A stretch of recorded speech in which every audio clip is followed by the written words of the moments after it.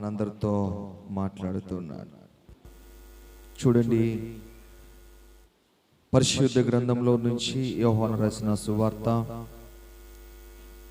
15వ అధ్యాయము 8వ వచనం. మీరు బహుగా ఫలించుట వలన నా తండ్రి మహిమపరచబడును. మీరు బహుగా ఫలించుట వలన మీ తండ్రి మహిమపరచబడును అని అంటున్నారు. దేవునికి మహిమ అనేది ఏ సందర్భంలోనూ దేన్ని బట్టి దేవుడికి కలుగుతుందనే విషయాన్ని తెలియపరుస్తున్నాడు. మనము బహుగా ఫలించే స్థితి కలిగిన వ్యక్తులుగా మనము ఉన్నప్పుడు దేవునికి మహిమ వస్తుందంట. ఫలించాలి. ఆ ఫలింపు కూడా ఎలాగుండాలంటే బహుగా ఫలించే వ్యక్తులుగా ఉండాలి అని మాట్లాడుతాడు. బహుగా మనము ఫలించే వ్యక్తులుగా ఉండటం ద్వారా దేవునికి మహిమ వస్తుందని లేఖనాలు తెలియపరుస్తున్నాయి. దేవుడు మనం సృష్టించింది కూడా ఎందుకు అనంటే ఫలించటానికి. ఆదికాండము 1వ అధ్యాయము 27వ వచనం.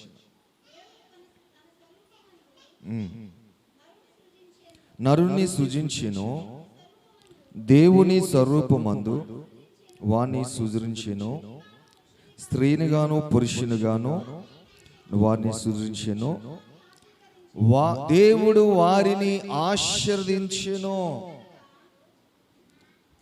దేవుడు వారిని ఆశీర్వదించెను. ఏ విధమైన ఆశీర్వాదము? దేవుడు మనల్ని ఆశీర్వదిస్తున్నాడు. ఏ విధమైన ఆశీర్వాదం అనంట చూడండి, మీరు ఫలించి చాలు. ఏం కావాలంట? మీరు ఫలించాలి. ఏ విధమైన ఆశీర్వాదం అంట? ఏ విధమైన ఆశీర్వాదం అంట? ఫలించే ఆశీర్వాదం. ఆ ఫలించే ఆశీర్వాదం కూడా ఎలాగుండాలంటే బహుగా ఫలించే ఆశీర్వాదం. బహుగా ఫలించే ఆశీర్వాదం. దేవుడు మన పట్ల ఒక ఉద్దేశం కలిగి ఉన్నాడు. ఆ ఉద్దేశం ఏంటి అంటే ఫలించేవారుగాను బహుగా ఫలించేవారుగాను ఉండాలంట. దేవుని సన్నిధిలో మనము బహుగా ఫలించే వ్యక్తులుగా ఉండాలి. అయితే ఎవరు ఫలిస్తారు? 129వ అధ్యాయము 128వ అధ్యాయం మొదటి 2-3 వచనాలు చదువుదాం. యెహోవా యందు భయభక్తులు కలిగి ఎవరు ఫలిస్తారు? ఎవరు బహుగా ఫలిస్తారనంటే దేవుని యందు భయభక్తులు కలిగి ఆయన త్రోవలలో నడుచు వారు.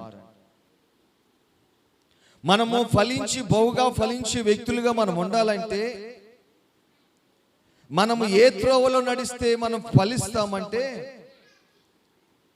దేవుని త్రోవలలో భయభక్తులు కలిగి నడిచే త్రోవ అంట. భయభక్తులు కలిగి నడిచే త్రోవ,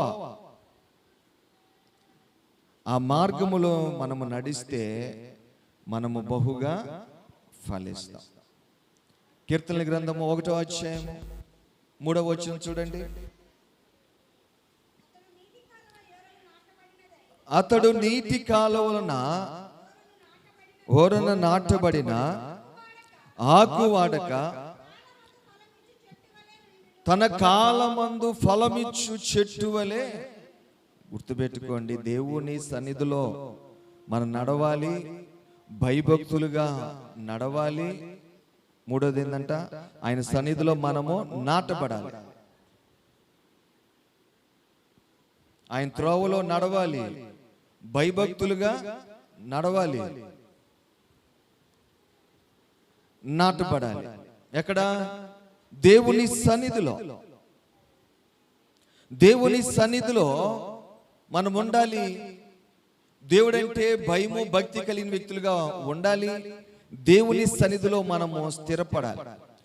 ఆయన ఎటువంటి ఆశీర్వాదం అనంటే ఫలించే ఆశీర్వాదము, బహుగా ఫలించే ఆశీర్వాదము మనందరి మీద దేవుడు ఉంచాలని ఉద్దేశం కలిగి ఉన్నాడు కనుక మనం ఫలించాలంటే, బహుగా ఫలించాలంటే మనము ఆయన త్రోవలో నడిచేవారిగా మనము ఉండాలి. భయము భక్తి కలిగిన వ్యక్తులుగా మనం ఉండాలి. దేవుని సన్నిధిలో మనం నాటబడేవారిగా ఉండాలి. చూడండి, యోహాను రాసిన సువార్త 15వ అధ్యాయము 5వ వచనం.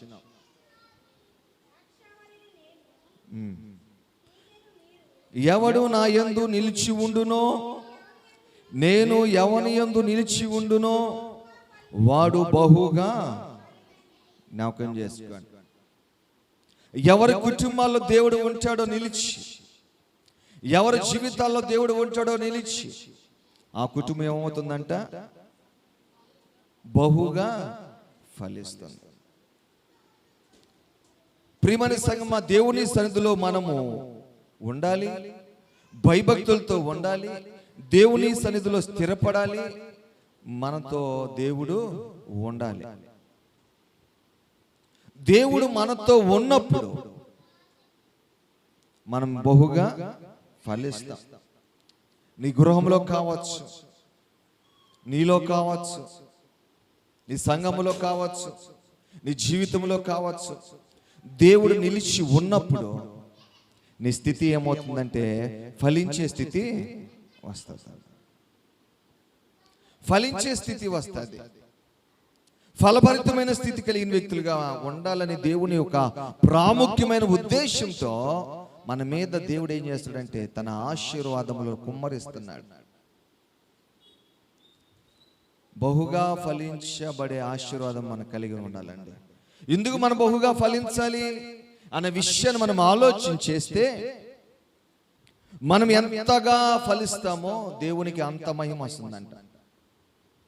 నువ్వు ఎంతగా దీవించబడతావో, నువ్వు ఎంతగా ఆశీర్వదించబడతావో, నువ్వు ఎంతగా ఆత్మీయంగా ఉంటావో, నువ్వు ఎంతగా ఆత్మీయతలో ఉంటావో, ఎంతగా నువ్వు దేవుని సన్నిధిలో ఆత్మీయంగా బలపడుతూ ఉంటావో, నువ్వు ఆత్మీయంగా ఎదిగే కొంది, ఆత్మీయంగా బలపడే కొంది, ఆత్మీయంగా వాడబడే కొంది దేవుడికి మహిమ వస్తుంది.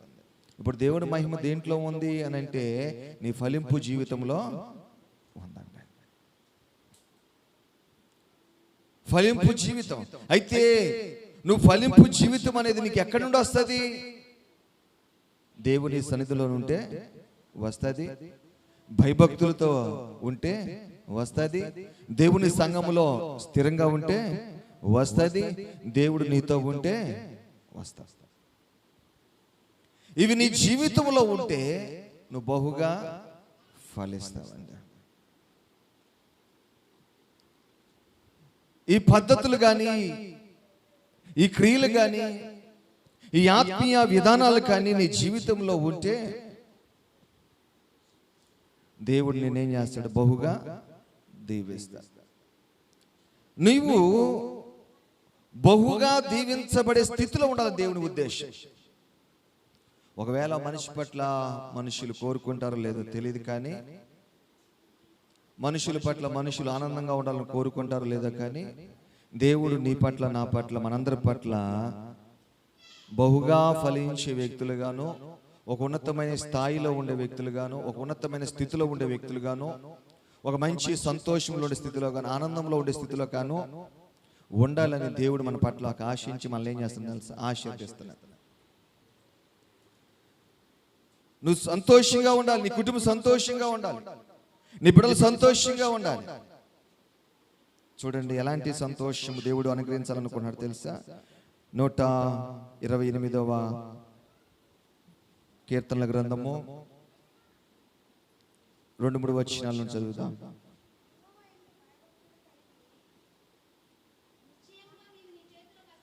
నిశ్చయముగా నీవు నీ చేతుల కష్టార్జితము. చూడండి, ఎంత ఉద్యోగం చిన్నదైనా కావచ్చు, అది అనుభవించే స్థితి ఇస్తాడంట దేవుడు. ఉద్యోగం పెద్దది కావచ్చు, చిన్నది కావచ్చు, నీ కష్టార్జితము ఏం చేస్తాడంట? నీవు అనుభవించదవు. చాలా మంది సంపాదించుకుంటారు కానీ అనుభవించలేరండి. కానీ దేవుడు ఏం చేస్తాడు తెలుసా? అనుభవించే వ్యక్తులుగా మనల్ని చేస్తాడు. నీ కష్టార్జితం వ్యర్థం చేసే దేవుడు కాదు. నీ ప్రయాసాన్ని కూడా వ్యర్థం చేసే దేవుడు కాదు. నీ చేతి పని వ్యర్థం చేసే దేవుడు కాదు. నువ్వే చిన్న పని చేస్తున్నా దాన్ని వ్యర్థం చేసే దేవుడు కాదు. దాని కష్టార్జితాన్ని నువ్వు అనుభవించేటట్లుగా చేస్తాడు. చూడండి, ఇంకో మాట కూడా దాంట్లోనే, నీవు ధన్యుడువు, నీకు మేలు కలుగును, నీలోగిట నీ భార్య ఎలాగుండదంట? ఫలించు ద్రాక్ష చెట్టు వలె ఉండును. నీ భార్య మంచి ఆరోగ్యంతోనూ, మంచి ఆత్మీయతతోనూ, మంచి బలముతోనూ, ఫలించగలిగిన స్థితితోనూ నీ భార్య ఉంటుంది. నీ చేతుల కష్టార్జితం నువ్వు అనుభవించదువు, నీ భార్య ఫలించే ద్రాక్ష చెట్టు వలె ఉండును. నీ భోజనపు బల్ల చుట్టూ అంట నీ బిడ్డలు ఒలివ మొక్కల వలె ఉందురు. యెహోవా యందు భయభక్తులు గలవాడు ఇలాగు ఆశీర్వదించబడును. చూడండి, కుటుంబాన్ని దేవుడు ఆశీర్వదిస్తున్నాడు. ఆ కుటుంబాన్ని కూడా బహుగా ఫలించే స్థితి కలిగిన కుటుంబంగా ఉండాలని ఆలోచన, ఉద్దేశం కలిగి దేవుడు ఏం చేస్తున్నాడు తెలుసా? వారిని దీవిస్తున్నాడు. అయితే మనము బహుగా ఫలించడం ద్వారా మన తండ్రికి మహిమ వస్తుంది. ఆయన మన జీవితంలో సంతోషము, ఆనందాన్ని కోరుకుంటున్నాడు. అయితే ఆ ఫలింపుతో కూడిన ఆశీర్వాదం కూడా నా జీవితం మనకి ఎప్పుడు వస్తుంది తెలుసా? మనం దేవుని మందిరంలో ఉన్నప్పుడు వస్తుంది, దేవుని మందిరంలో గడుపుతున్నప్పుడు వస్తుంది, దేవుడి మందిరంలో జీవిస్తున్నప్పుడు వస్తుంది, భయభక్తులతో ఉంటున్నప్పుడు వస్తుంది, దేవుని సన్నిధిలో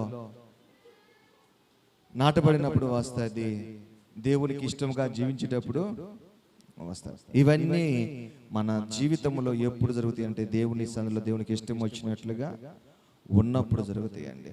ఈరోజు దేవుని చేత నువ్వు ఆశీర్వదించబడి ఫలించే జీవితము, ఫలభరితమైన జీవితం ఒకవేళ నీ కుటుంబం కలిగి ఉండాలనుకుంటే, నీ కుటుంబం ఎక్కడ ఉంటే ఫలిస్తుంది? దేవుని మందిరంలో ఉండాలి, దేవుని యందు భయభక్తులు కలిగి ఉండాలి, దేవుని మందిరంలో స్థిరంగా ఉండాలి. ఇవి చేస్తే తప్పకుండా దేవుడు నీతోగా ఉంటే ఇవన్నీ దేవుని జీవితంలో గొప్ప ఉన్నతమైన కార్యాలు జరిగిస్తాడు. దేవునికి మహిమ కలుగును గాక. ప్రార్థన చేసుకుందాం.